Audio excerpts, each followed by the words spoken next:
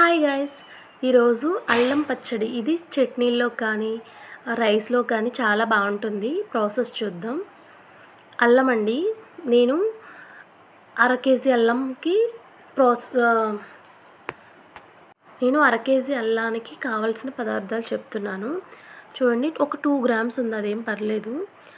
And అర KG అల్లానికి అర KG చింతపండు కూడా పడుతుందన్నమాట. చూడండి, ఎగ్జాక్ట్గా 500 గ్రామ్స్ తీసుకున్నాను. 1 గ్రామ్ అటు ఇటులో ఏం పర్వాలేదు. అండ్ తర్వాత వెల్లుల్లి తీసుకున్నాను. వెల్లుల్లి కూడా 500 గ్రామ్స్ వెల్లుల్లి తీసుకోవాలి.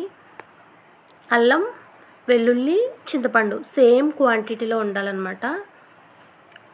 తర్వాత బెల్లం తీసుకోవాలి. అర కేజీ అల్లానికి కేజీన్నర బెల్లం పడుతుందన్నమాట. చూసుకోండి, ఇక్కడ 1497 వచ్చింది, నాకు 3 గ్రామ్స్ తగ్గింది. చిన్న ముక్క, అది ఎంతో కాదండి, నేను అడ్జస్ట్ చేసుకుంటాను. చూడండి, కరెక్ట్గా మెజర్మెంట్ మళ్ళీ చూసుకోండి. కేజీన్నర, అర కేజీ అల్లానికి కేజీన్నర బెల్లం అయితే పడుతుంది. నెక్స్ట్ ఏం చేయాలంటే, అల్లం అంతా వాటర్లో సోక్ చేసుకుని మంచిగా పైన లేయర్ అంతా తీసేసి మంచిగా కడిగేసుకుని ఉంచుకోవాలన్నమాట. పైన పీల్ చేసేసుకోవాలి. ఇలా పీలర్ సహాయంతో ఇట్లా మంచిగా అల్లాన్ని అయితే తురిమేసుకుని మంచిగా ఫ్రెష్ వాటర్లో కూడా వేసుకుని కడుక్కోవాలన్నమాట. ఇలా మంచిగా పైన పొట్టు తీసేసి చేసుకోవాలి. ఇప్పుడు దీన్ని చిన్న చిన్న పీసెస్గా, మనకి ఎంత వీలైతే అంత చిన్న పీసెస్గా కట్ చేసుకోవాలన్నమాట. ఇట్లా నేను ఈ విధంగా ముక్కలు అనేవి కట్ చేసుకున్నాను. ఇవి గాలికి ఆరబెట్టుకుంటున్నాను, ఎందుకంటే కొంచెం చెమ్మగా ఉంటాయి కదా, మళ్ళీ పచ్చడి పాడవుతుందండి. సో నేను ఇలా ఒక 10 మినిట్స్ 15 మినిట్స్ పాటు అలా మంచి క్లాత్ మీద అయితే వేసేసి అది పొడిగా అయ్యేంత వరకు ఉంచుకోవాలన్నమాట. అంతే అండి. వీలైనంత చిన్న ముక్కలు కోసుకోవాలి, ఎందుకంటే మిక్సీ పట్టేటప్పుడు మళ్ళీ ముక్కలు చిన్నవి పెద్దవి అట్లా ఉండిపోతాయి కదా, అందుకని ఈక్వల్ క్వాంటిటీలో మనకు నచ్చిన విధంగా కట్ చేసుకోవాలి. ఇప్పుడు చింతపండు, ఆ 1/2 కేజీ చింతపండు గోరువెచ్చటి నీటిలతో నైట్ నానబెట్టేసుకున్నానండి నేను.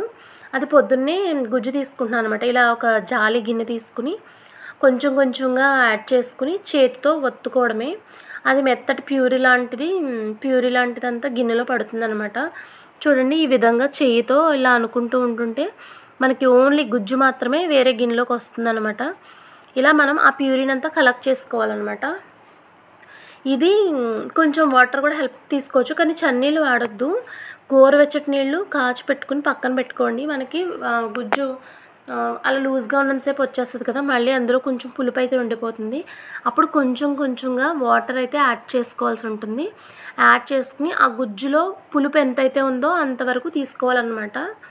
చూడండి, నాకు మొత్తం ఇంత గుజ్జు అయితే వచ్చిందనమాట. ఆ 1/2 కేజీ చింతపండుకి ఇంత గుజ్జు అయితే వచ్చేసిందనమాట. దీన్ని కొంచెం ఎండలో పెట్టుకోండి. 2 గంటలు సరిపోతుందనమాట. కరివేపాకు కూడా నేను ఫ్రెష్గా చెట్టు నుంచి కోసుకుని వాటర్లో వేసి మొత్తం దుమ్మంతా నీట్గా పోయేలా కడిగేసుకున్నాను అనమాట. కడుక్కుని గాలికి ఆరబెట్టుకోవాల్సి ఉంటుంది దీన్ని కూడా. ఇప్పుడు అల్లం ముక్కలు మంచిగా డ్రై చేసేసుకున్నాను తడి లేకుండా. వీటిని మిక్సీ జార్లో వేసుకుని మెత్తగా పేస్ట్లా చేసుకోవాలండి. ముక్కలు అయితే ఉండకూడదు, ఎందుకంటే మళ్ళీ మనకి అల్లం పచ్చడి మనం టిఫిన్స్లో కానీ రైస్లో కానీ తినేటప్పుడు మనకి ముక్కలు అనేవి అడ్డం వస్తాయి అన్నమాట. సో చూడండి, ఫైన్ పేస్ట్లా చేసేసుకోవాలన్నమాట. చూడండి, ఒక్క ముక్క కూడా లేకుండా మంచిగా ఈ విధంగా పేస్ట్ చేసేసుకోవాలన్నమాట. పేస్ట్ చేసేసుకుని ఒక బౌల్లోకి అయితే నేను తీసేసుకున్నాను. నాకు ఇంత వచ్చింది, 1/2 కేజీ అల్లానికి ఇంత పేస్ట్ అనేది వచ్చిందనమాట. ఇప్పుడు వెల్లుల్లిపాయలు 1/2 కేజీ ఒలిచి పెట్టేసుకోవాలన్నమాట. ఇలా ఒలిచేసుకుని వీటిని కూడా మెత్తగా పేస్ట్ చేసేసుకుందాం. కొంచెం కొంచెంగా యాడ్ చేసుకుని మెత్తగా, బరకగా చూద్దండి, చాలా మెత్తగా పేస్ట్ చేసేసుకోవాలి. చూడండి, ఈ విధంగా పేస్ట్ చేసుకున్నాను నేనైతే వెల్లుల్లిపాయలని. అల్లం ఒక గిన్నెలో అండ్ వెల్లుల్లిపాయ ఒక గిన్నెలో సపరేట్గా తీసుకున్నాను పేస్ట్ని. చూడండి, ఈ విధంగా మనకి తీసుకోవాలన్నమాట. ఇప్పుడు ధనియాలన్నమాట. ఇప్పుడు నేను చూపిస్తాను చూడండి. ఆ గ్లాసు ధనియాలు తీసుకోవాలి. కొంచెం వెల్తుగా తీసుకోవాలన్నమాట, ఫుల్ అవసరం లేదు. కొంచెం వెల్తుగా తీసుకుని అవి రోస్ట్ చేసుకోవాలి. మంచి స్మెల్ వచ్చే వరకు రోస్ట్ చేసుకుని ఒక ప్లేట్లో పక్కకు తీసేసుకోవాలి. తర్వాత మెంతులండి, 1/2 గ్లాస్ మెంతులు కూడా మంచిగా డ్రై రోస్ట్ చేసేసుకోవాలి, గోల్డెన్ బ్రౌన్ వచ్చే వరకు. ఇప్పుడు ఆవాలన్నమాట, చిన్న ఆవాలు, అవి కూడా 1/2 గ్లాస్ తీసుకుంటున్నాను.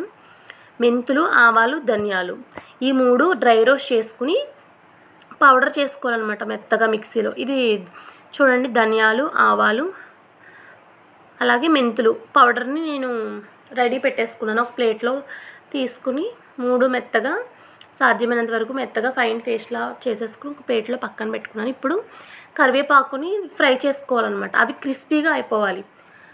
వాటర్ తడి లేకుండా ఆరబెట్టేసుకున్న కరివేపాకుని సిమ్లో పెట్టుకుని చూడండి, నేను నలుపుతుంటే చూడండి ఎంత మెత్తగా కరకరలాడి సౌండ్ వస్తుంది అనమాట. అలా చేసుకుని తర్వాత దాన్ని కూడా మిక్సీ జార్లో వేసి ఫైన్గా పౌడర్ చేసేసుకోవాలి. ఇప్పుడు ఈ పౌడర్స్ అన్నీ రెడీ పెట్టేసుకున్నాను కదా. ఇప్పుడు అల్లం పచ్చడి మనం ప్రిపేర్ చేసేసుకుందాం. ఇప్పుడు ఫస్ట్ బెల్లం ముక్కలుగా 1 కేజీన్నర బెల్లాన్ని కొంచెం వాటర్ వేసుకుని బెల్లం ముక్కలుగా కోసుకుని కొంచెం 1 టీ కప్పు వాటర్ అయితే వేసుకుని బెల్లం కరగబెట్టుకోవాలన్నమాట. బెల్లం మధ్య మధ్యలో కలుపుకుంటూ ఈ విధంగా కరగబెట్టుకోవాలి. లైట్గా జిగురు వస్తే సరిపోతుందండి. వీటికి పాకాలు ఏమీ అవసరం లేదు. కొంచెం జిగురు వచ్చే ముందు యాడ్ చేసుకోండి. ఇప్పుడు మనం ఎండలో పెట్టిన చింతపండుని తెచ్చుకున్నాను నేను. ఒక 2 అవర్స్ ఎండలో పెట్టుకున్నాను అంతే. ఇప్పుడు దీంట్లో మనం ఏమేమి కలుపుతానో చూడండి. కారము, మనం మిక్సీ పట్టుకున్న పౌడర్స్, పేస్ట్లు అన్నీ రెడీ పెట్టేసుకుని ముందుగా వెల్లుల్లిపాయ పేస్ట్ ఒక్కొక్కటి ఏదైనా వెనక ముందు ఏదైనా ఓకే, ఒక్కొక్కటి యాడ్ చేసుకుని చింతపండులో మొత్తం మిక్స్ అయ్యే విధంగా కలుపుకోవాలన్నమాట. అల్లం పేస్ట్ ఒక్కొక్కటి యాడ్ చేసుకుంటూ నేను మంచిగా అల్లంలో చింతపండు గుజ్జులో మంచిగా కలిసేలాగా కలుపుకోవాలన్నమాట. ఇప్పుడు పేస్ట్లన్నీ యాడ్ చేసేసుకున్నాను. దీన్ని కూడా మంచిగా కలిపేసుకుంటున్నాను అనమాట. ఇదంతా శుభ్రంగా కలిసిపోయిన తర్వాత కారం లాస్ట్లో కారం యాడ్ చేసుకున్నాను నేను. కారం కూడా ఆ గుజ్జులో మొత్తం నీట్గా కలిసిపోయేలాగా కలుపుకోవాలన్నమాట. చూడండి, నేను అన్నీ వేసి కలిపితే నాకు ఈ విధంగా వచ్చిందనమాట అల్లం పచ్చడి అనేది. ఇప్పుడు దీంట్లోకి బెల్లం పాకం పెట్టుకున్నాం కదా, లైట్గా ఆ పాకానంతా యాడ్ చేసేసుకోవడమేనండి. ఇప్పుడు ఈ బెల్లం పాకం వచ్చేసి ఆ పేస్ట్లో మొత్తం మంచిగా కరిగేలాగా కలుపుకోవాలి. చూడండి, మొత్తం కలిపేసుకున్నాను. ఇక్కడ అన్నీ యాడ్ చేసేసాము. ఇంకొకటి యాడ్ చేయాలి. ఏంటది? ఆయిల్ని కొంచెం పోపు వేస్తున్నాను ఫస్ట్ నేను. పోపులో జీలకర్ర, ఆవాలు అలాగే మెంతులు వేసుకుని కొంచెం వేగనివ్వాలి. శనగపప్పు, మినపప్పు కూడా వేసుకున్నాను. శనగపప్పు, మినపప్పు కూడా వేసుకుని మంచిగా ఫ్రై అవనిద్దాం. వెల్లుల్లిపాయలు, ఎండుమిర్చి, కరివేపాకు యాడ్ చేసుకుని మంచిగా పోపు అనేది గోల్డెన్ బ్రౌన్గా వచ్చేంత వరకు ఫ్రై చేసుకోవాలన్నమాట. చూడండి, పోపు అనేది మనం మంచిగా వేసుకుని దాంట్లో మిక్స్ చేసేసుకోవడమే పచ్చడిలో.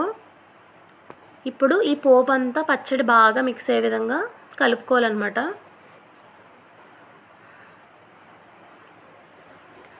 మంచిగా పచ్చడి పోపు అయిపోయిన తర్వాత హీట్ చేయాలి. ఆయిల్ హీట్ చేసి వేసుకోవాలన్నమాట.